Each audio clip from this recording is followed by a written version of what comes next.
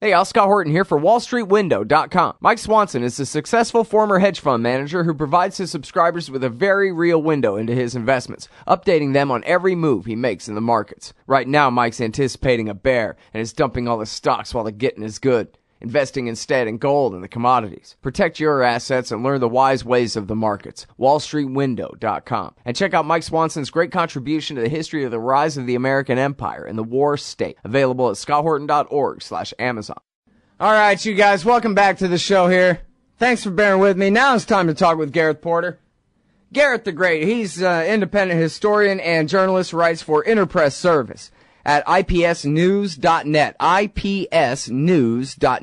He also writes for truthout.org. He's the author of Perils of Dominance, and then the new one is Manufactured Crisis, the Untold Story of the Iran Nuclear Scare. And now this will be part 4 of our continuing interview series about Gareth. I want to cover everything in this book to try to, well, 1, make the whole world smarter, and 2, help Gareth get some books sold, and all of that, and get these things out there. Get you guys interested enough that maybe you'll want to help spread them around at this extremely important time in the middle of negotiations over Iran's nuclear program, and while the interim deal reigns, successfully so far, but before the final deal is inked. So, we're at, what here, Chapter 5, a little bit of Chapter 6, something. So we got to cover Rabin, Netanyahu, and Barak, their 1990s administrations in Israel, and how and why they used the Iran nuclear program as an issue for their own, political purposes. And then we can at least start to get into the history of the Bush administration. And man, there's some hilarious stuff. Just wait, guys, till you hear about some early Bush year stuff on the Iran nuclear program and the way they were handling that. It's a riot. Welcome back to the show, Gareth. Thanks very much for joining us again. Hello again, Scott. Great to be here. All right, good deal. So, hopefully that's most of all the talking I'm going to do during today's interview right there. So let's start with, like you were saying yesterday, a couple of things. First of all, Yizhak Rabin, who is the prime minister who was assassinated by the right-wing zealot because he did want to give up the West Bank occupation and create a Palestinian state, at least to some degree. I don't mean to say that categorically because I don't know everything about it, but he was certainly the one leaning that way more than anyone else. He helped he decided to drum up an Iran nuclear scare, in part just to divert from the fact that he was going to do the right thing when it comes to Palestine. And the Israeli people needed an enemy, and they needed a distraction. Otherwise, the right wing was going to eat him for lunch, basically, and screw up his plan. So he decided he would help drum up a completely fake issue, almost out of whole cloth, against Iran's nuclear program, which is really something else. And then one more thing real quick is that we talked about how it was the Israelis' idea to do the Iran-Contra scam in the first place in the Reagan years, which just goes to show that well after the revolution and the rise of the Islamic extremist Shiite mullahs, the Israelis were perfectly happy to do business with this regime on at least some levels. And right. So with that, I'll just turn it over to you. Well, certainly, the point here is that during the 1980s, even under Ayatollah Khomeini, the hard line period, really, of the Iran, the Islamic Republic of Iran, the Israelis had this, particularly Mossad, I would say, was the center of this thinking, really believed that this was just a temporary blip on the screen, and that Iran would again revert to really being more of their ally than their enemy, certainly compared with the Sunni Arab regimes. I mean, the fundamental orientation of the Israeli intelligence and military elite is that their real enemies are the Sunni Arab regimes. I mean, that's always been the case. I think it will always be the case. The idea of Iran that they have held, particularly Mossad, for decades now, is that ultimately Iran will revert to its logical position in the geopolitical framework of the Middle East, which is that they will be at odds with primarily at odds with their Sunni Arab adversaries, and that they will necessarily have to cooperate in some fashion with Israel. So that's the geopolitical logic that has really remained the centerpiece of the thinking of many in the intelligence setup of Israel for a long time, and that's why they did indeed try to get the Reagan administration involved in in some sort of negotiations with Iran in the hope that this would lead to something more. In fact, the Israelis were supporting the Iranians against Saddam Hussein. I mean, they were not on the same side as the United States during that war. A fact that most people don't realize. Well, and America was on both sides, at least for a time there, switching back and forth. But yeah. Well, I mean, the Americans were. You're right. The Americans were, of course, supporting Saddam Hussein at the same time, playing this Israeli game of trying to find this group that they thought would cooperate with the United States. And of course, in the end, that proved to be a false hope. All right, now, so you talk about in the book that when Rabin, and if you want, you can, give the examples of what it was he was saying and who he was saying it to and these kinds of things, but I think you give a few different examples of him bringing up the supposed Iranian nuclear crisis at a time when his intelligence services, and including, I guess, the military too, all had a completely different take, more like the take you were just describing, that we can work with these guys, at least for now. It's a key point in my book that this policy that was, as I mentioned yesterday, was adopted whole by the Clinton administration, coming from the Yizhak Rabin government in Israel in the early 1990s, was essentially based on his own political interest in, as you've correctly put it, trying to justify or make it more palatable, I guess is a better way to put it, to negotiate with the PLO, which was not a popular position in Israeli politics at that point, to say the least. And what he was doing was to create this Iranian bogeyman, which he argued, unless we really protect ourselves or strengthen ourselves against the Iranian threat, then we will have much more a problem with the internal threat from the Palestinians. So we must all unite behind the anti-Iran policy here, so that we can deal with our Palestinian issue. That was the way he formulated it. But really what he was doing was simply laying the groundwork politically for his policy of negotiating with the PLO. Mm-hmm. And then, that didn't work out because he was assassinated. And so he succeeded in making an enemy out of Iran, or at least a pseudo one, but they never did give up the West Bank. He never quite got around to that before he dropped dead.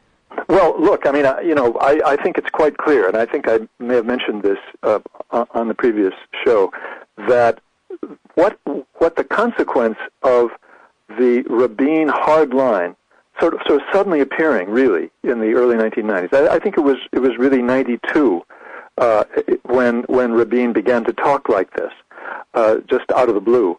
The consequences of this for Iranian policy were that they had to begin to take seriously the threat from Israel. I mean, before that, they were not viewing Israel as a threat to Iran. That was not the Iranian policy or the Iranian perception at all. But as a result of the Rabin policy, there was talk in the early to mid 1990s of Israel. We might have to attack the Iranian nuclear program because it's such a threat. And as a result of that, the Iranians then began to have to take into account the military threat from Israel, and that certainly had a major impact on the speed with which they tried to develop a longer-range ballistic missile in the 1990s, and how much money they put into it. So it definitely accelerated and made more urgent the whole idea of developing a ballistic missile deterrent. And it's very clear, and I want to emphasize this. The evidence is absolutely clear that Iran's ballistic missile program was intended to be a conventional deterrent. And I don't want to go into the details about this, but the evidence is that they intended to have conventional explosives on these, and of course these missiles were not going to be accurate, so they were going to be sort of simply like a deterrent used by the Soviets and the Americans during the Cold War.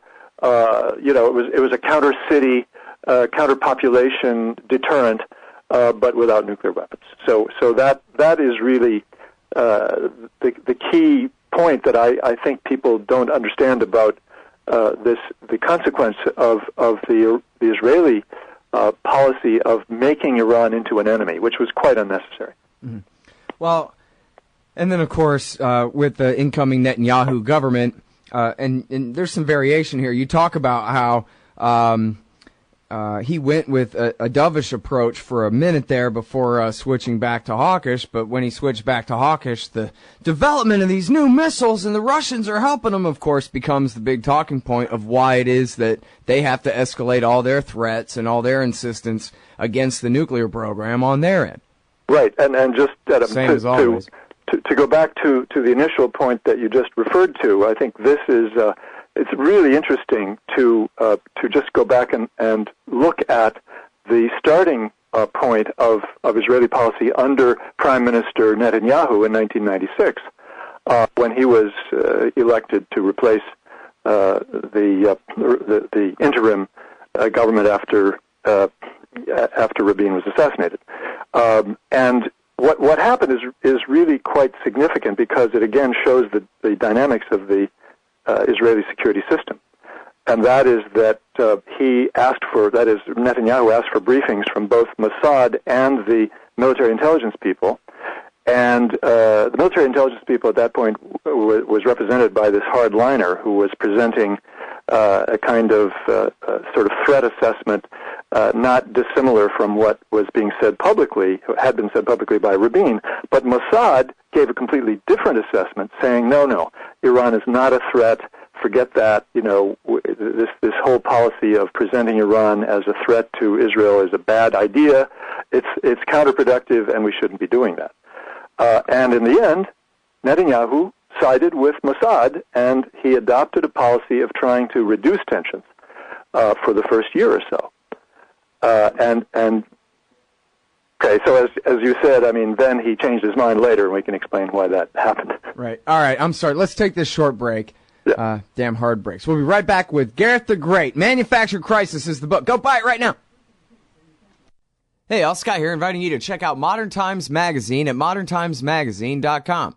It's a great little independent publication out of Phoenix, Arizona, featuring unique views on economics, politics, foreign policy, sports, and music, with great art scene coverage and fiction writing as well. That's Modern Times Magazine at moderntimesmagazine.com. All right, you guys, welcome back to the show. I'm Scott Horton. This is my show, The Scott Horton Show, and I got Gareth Porter on the phone. He's the author of Manufactured Crisis, The Untold Story of the Iran Nuclear Scare, and it's so good. I'm having so much fun reading it, and I feel very lucky and fortunate that I know you well enough now, Gareth, that you'll tolerate me asking you to come on this show day after day after day to parse every bit of this, because I just love it so much. So thank you very much for joining us again. This is part 4 of our interview series on Manufactured Crisis. And up against the break there, you were talking about how Netanyahu sided with Mossad over the military, if I have that right, saying, Yep. Let's not pick a fight with Iran right now. We're talking old Netanyahu, 96. He Absolutely. sided with Mossad for a little while, but then he flipped and flopped. Why is that? Well, this is a bit of a mystery, and I have an interpretation which is based on, admittedly, on the circumstantial evidence. But what you see here is that it coincides. That is Netanyahu's return to the hardline policy of sort of raising the Iran nuclear bogeyman, and I should also say the Iran ballistic missile bogeyman, coincides with the rise in American politics of the missile defense lobby, which means the people who were lobbying the Congress to have a national missile defense program in the United States. And they had a huge amount of money behind them, and they were sort of mowing down opposition in Congress and prevailing in 1996, 96 to early 97, to the point where the Clinton administration was feeling a bit really intimidated politically by the power that they were showing.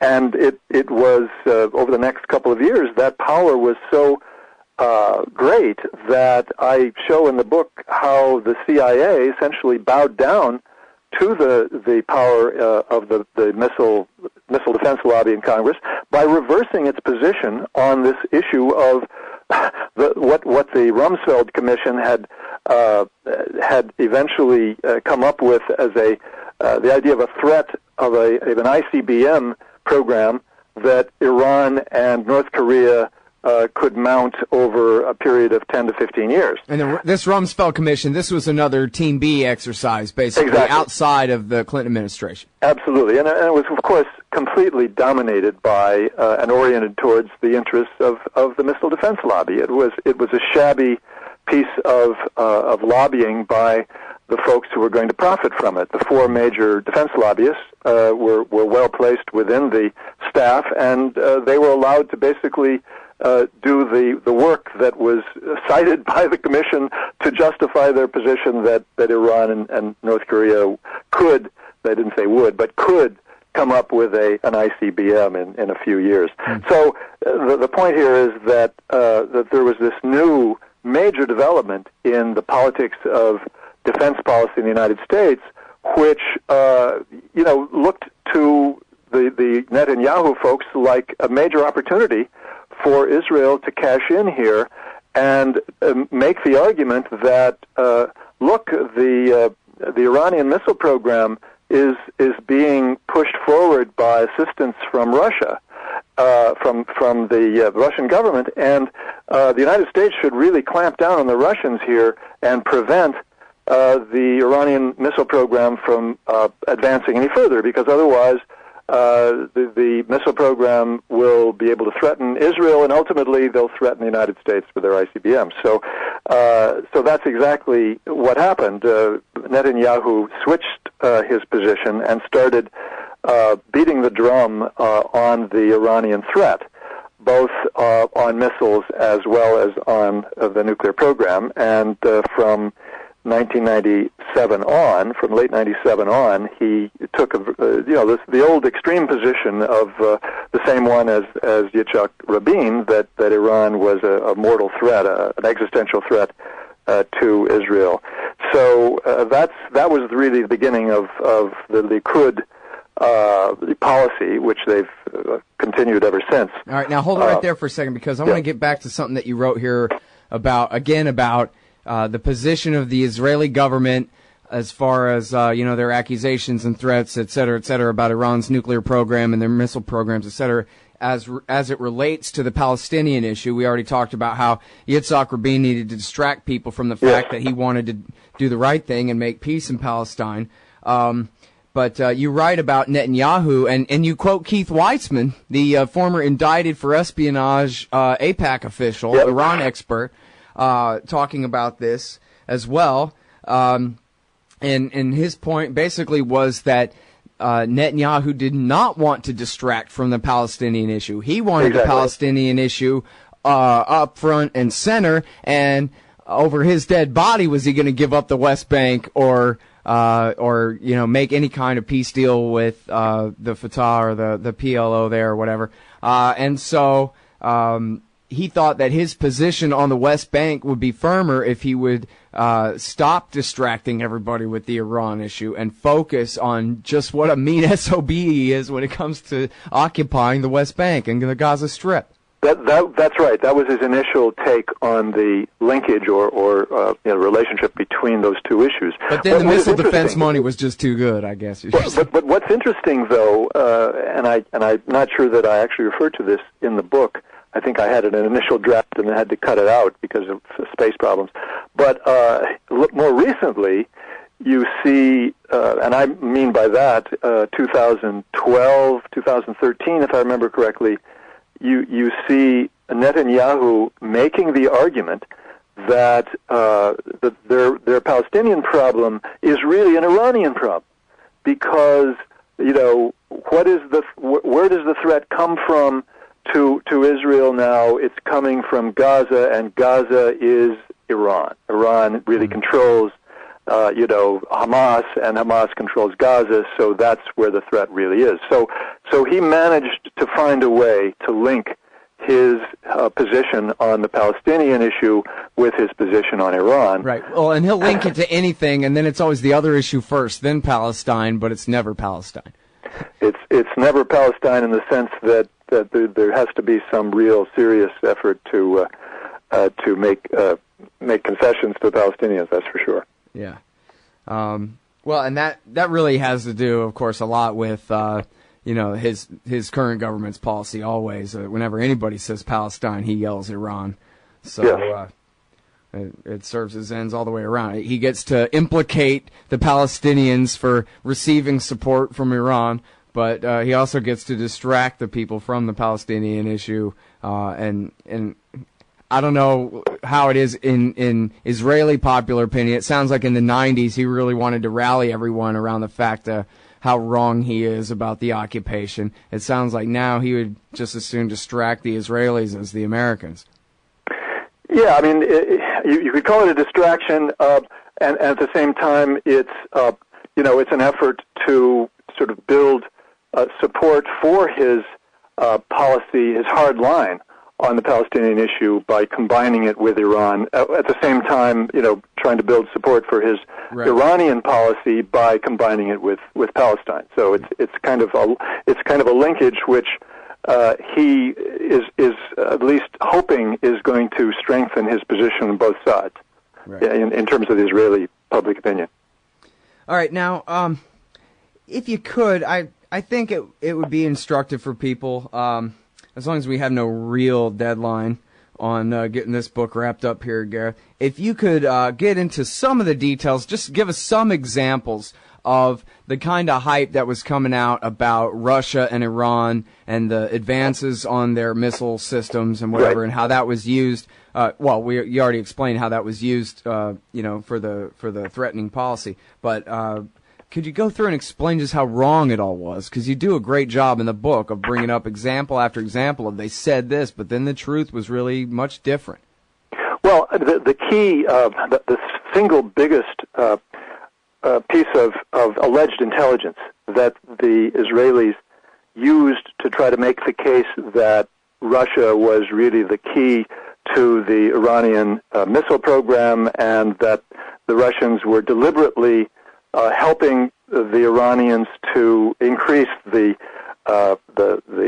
range of their missiles and to make it possible for those missiles to reach Israel, was that they were arguing, the Israelis were asserting that they had an actual contract that a Russian energy firm had signed with the Iranians that would give the Iranians actually the technology that was used for the Russian long-range missile that had been used in the 1980s, as I recall, 1970s, 1980s, an older Russian missile, and that this technology was crucial to a new advanced missile that the Iranians were developing. Well, it turned out that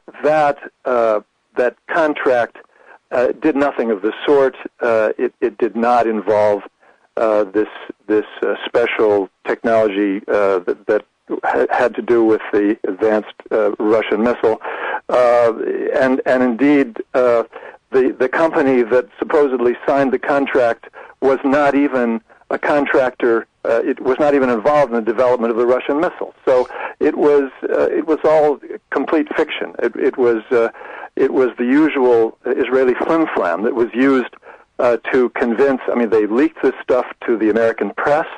Of course, mostly to, not mostly, but particularly to the Washington Times. The right-wing Washington Times was their favorite target. But they also leaked it to various other news outlets, and the story basically took off, and it became the news media narrative around this question of the Iranian missile program, that the Russians were deliberately helping the Iranians to reach Israel on their missile program, and later it became, I think, it was pretty much proven that this was all completely hype. That the Russians, that at best there were only marginal technology advances that were due to Russian assistance or Russian engineers who were working with the Iranians. In fact, one of the people that was quoted in the Washington Post study of this that I have in the book shows that it's likely that the Iranians were actually trying to create the impression that they had these high-level Russian engineers who were helping them on the missile program as a deterrent, to try to convince the Israelis that they were much more advanced in their missile program than they really were. Yeah. In fact, these were very low-level engineers who didn't have any inside high-level technology advances for them at all. Yeah. Well, and again, I guess, all right, so we're over time. Virtually, I guess this is really the theme of the whole book, is that they never really were making nukes, but as bad as it ever got, and as good as their missiles ever got, and as many centrifuges as they've ever spun, it's all blowback from all the stupid mistakes of the American and Israeli chickens who started this chicken egg thing. I mean, there's really no question. You talk about, you kind of wrap up the 90s era with the Iranians deciding that, geez, I guess the Israelis really are enemies, and we got to really, change our strategy for dealing with them. They're not going to let this go, and you really do a pretty good job of showing in the book about how their decisions about, how to go ahead and escalate their commitment to the nuclear path that they're on always come down to, these kinds of, basically provocations from the West, from the short-sighted right. ham-handedness of the Western powers here. Or if you count Israel as a West, you know what I mean. To be specific, in 1998, late 1997, 98, you had Netanyahu starting to talk, not to talk openly, but to use various indirect ways of getting out the message that Israel might have to attack Iran's nuclear program and and missile program. So this was, of course, a spur once again to Iran to speed up its development of a longer range missile to be able to deter Israel. That they were clearly responding to very direct threat from Israel, which again was completely unnecessary. All right, now. I guess tomorrow we'll pick up, assuming you're available tomorrow afternoon to talk about this some more, we can really pick up with the incoming Bush Jr. administration and the neoconservatives and their approach, and that's going to begin with the great punchline, too. I just love this part of the story. But just to make We're sure... We're getting to the heart of the book there. Yeah. Good times. These neocons are just a riot, man. I don't want to spoil it, but it's going to be hilarious. Well, I don't want to build it up too much either. It's worth the chuckle. Here's my question to wrap up for today. We're already over time here, and I'll let you go. But is there anything that we need to know specifically you think we're taking the time to mention about Ehud Barak and Ariel Sharon and their policies after Netanyahu left power? Any specific changes they made leading up to the era of George W. Bush, where we'll pick up tomorrow? Well, if we're talking about Sharon specifically, There's no question. I mean, he overlaps with, of course, the Bush administration. He was still there in 2002, 2003, and that's when some very crucial things were happening, 2003, 2004. What about Barack? When he was in power, I mean, he was in power for quite a while, right? Yeah. I mean, Barack represented, sort of the return to the initial labor policy. No question about it. I mean, he was beating the drum, just as Rabin had beaten the drum for the threat from Iran. Even though, as I point out in my book, Mossad gave a briefing to the foreign minister of Barack. I think it was in 1999, if I remember correctly, that emphasized that Iran was not an urgent threat, that there were still reasons to take a less urgent approach, and this was a briefing that again simply did not support the kind of policy that was being announced publicly, that was being taken publicly by Ehud Barak. It was just a huge disparity between the public position and the actual intelligence underlying the government's policy. Yeah, I mean, it sounds like the one time in the book so far where the intelligence agencies are saying anything hawkish, it's just the IDF, and when the Mossad contradicts them, Netanyahu sides with Mossad in contradicting them. The rest of the time, the politicians are always way out ahead of the intelligence agencies on their accusations, and even the need to have a confrontational attitude toward Iran at all. That's correct. Absolutely, I agree with that way of summarizing it. Yep. That sucks. All right, your book is so great. I love it. I'm so glad that you wrote this thing, Gareth. And I'm thanks so much. I really appreciate your plaudits. That's really good to hear. Thanks. Well, yeah, and believe me, I really am grateful that you're willing to spend this much time on the show, answering my oftentimes half-baked questions. It's my pleasure. Clearly, I mean, I'm glad to have the opportunity to go into such detail. Thanks. Okay, great. So 4:30 tomorrow. Yep. All right, great. Talk to you then. Thanks very much. Bye-bye, Scott. So you're a libertarian, and you don't believe the propaganda about government awesomeness you were subjected to in 4th grade. You want real history and economics.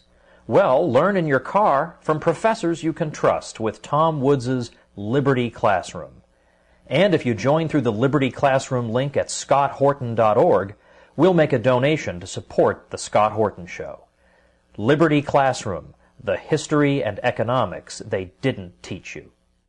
Don't worry about things you can't control. Isn't that what they always say? But it's about impossible to avoid worrying about what's going on these days. The government has used the war on guns, the war on drugs, and the war on terrorism to tear our Bill of Rights to shreds. But you can fight back. The 10th Amendment Center has proven it, racking up major victories. For example, when the U.S. government claimed authority in the NDAA to have the military kidnap and detain Americans without trial, the nullifiers got a law passed in California, declaring the state's refusal to ever participate in any such thing. Their latest project is offnow.org, nullifying the National Security Agency. They've already gotten model legislation introduced in California, Arizona, Oklahoma, Missouri, and Kansas, meant to limit the power of the NSA to spy on Americans in those states. We'd be fools to wait around for the U.S. Congress or courts to roll back Big Brother. Our best chance is nullification and interposition on the state level. Go to offnow.org, print out that model legislation, and get to work nullifying the NSA. The hero Edward Snowden has risked everything to give us this chance. Let's take it. offnow.org.